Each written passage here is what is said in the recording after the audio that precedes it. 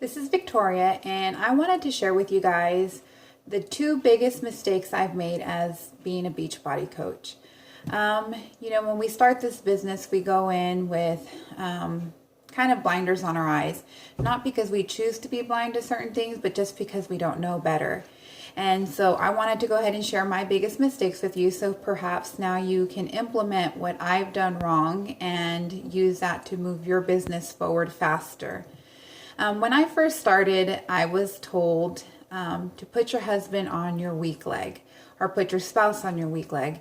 And I didn't quite understand what that meant. So in all my excitedness to get going with my business, I thought, oh, you know what? I'm going to put my husband on my strong leg, because if we're both on strong legs, then we'll both have really strong businesses, and then we can see the income come in a whole lot faster.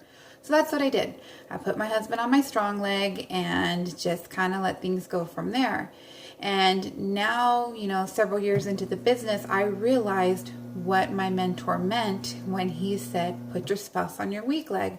And basically the reasoning behind that is you're so focused on growing your weak leg so you can cycle bonus and, generate the income from that side, that and your strong leg builds on its own for the most part. Now you do put coaches on there and all of that, but I'm really focused on my weak leg, and my husband's not there. So I probably should have listened to my coach, my mentor, and done what he said, not because I understood, but because I trusted him, and I should have just done that instead of thinking I was smarter than the coach who was helping me. So that's probably one of the mistakes I wish I had not made. But you learn from them, and it will be what it is. And maybe in a couple years I might say, hey, well, great, you made a smart decision, Victoria, and putting your spouse on the strong leg was the best thing for you. But at this point in time, I don't see that as the best decision. So I consider that a mistake, but one that maybe one of you guys can grow from. The other mistake I would say is not sharing my story in its entirety. When I started Beachbody several years ago, I started because I saw the value in Shakeology and the workout programs, but more specifically Shakeology because of the nutritional content and the deficiency I had in my own nutrition. Shakeology was really a game changer for me. It filled the gaps in what I needed for my body to function, and I was really excited with it. I moved forward with it, and that's why I decided to become a coach and pursue it as a business, much less, not just a discount. And so I told everyone, I shared Shakeology, I shared its wonders, I shared how great it was, I told everybody, and I wanted everyone to try it. And my business, grew from that. However, what I didn't share was where I was first in my weight loss journey, and it was prior to discovering Beachbody and Beachbody products. I used to be 306 pounds, and so I kind of shied away from sharing my weight loss journey prior to, because I didn't want people to judge me. In all honesty, I've been an open book since, but I did decide to have the weight loss surgery, the gastric bypass, in 2007.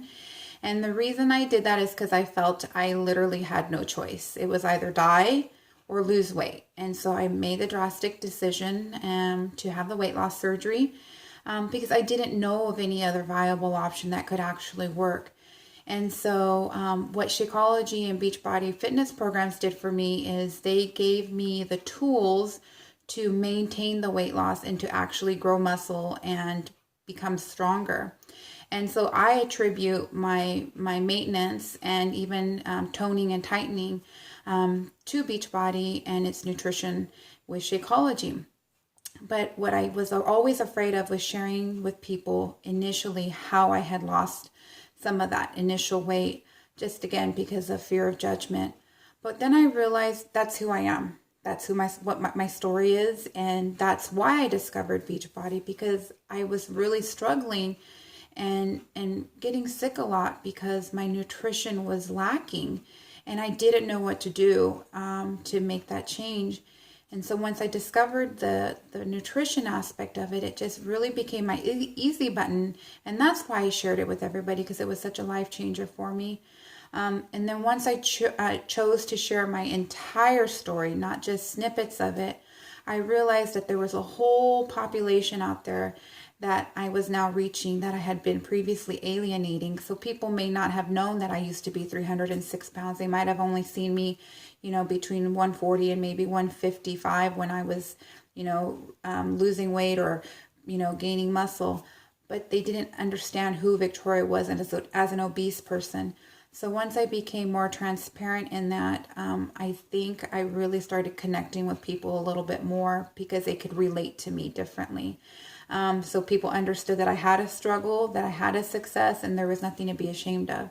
So now I just wish I had done that and shared that story sooner so I could have helped more people. Not so much for my business, but use that story to help more people.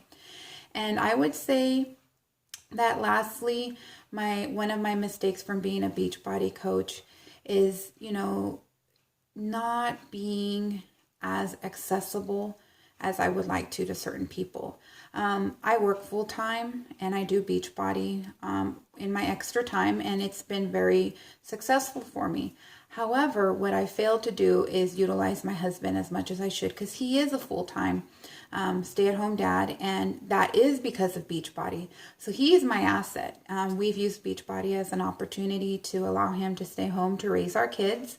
We have a 1.5-year-old daughter and a 6-month-old son. And because of our Beachbody business, we've been able to let him stay at home and develop our children and nurture them. And it's because of Beachbody in our business. And he is here to help people, but I always want to be in control. I always want to do everything rather than turn the reins over to him. And so eventually I hope to be at a point where I can be more hands-on with a lot of different things that he's really great at. I have my strengths, he has his strengths, and we work well with each other. But most people don't know that he's a stay-at-home dad because of Beachbody. And so I probably should share that more often as well. So I guess the moral of the story is listen to your mentors. When they have advice, it's because either they've learned from that mistake themselves, or they've seen it from other people. And share your story regardless of what it is. If it's your financial story, if it's your weight loss journey, wherever it is, don't do the snapshot version. Don't condense it. Don't make those decisions for people. They want to know who you are and how you came to be where you're at. So share the fullness of your story, because in that fullness, there's a lot of history. And in that history, there's a lot of growth that can be had. So share who you are with love and passion, and bring people into your circle so that you can help them lead healthier and more fulfilling lives. Thank you, and God bless. Bye-bye.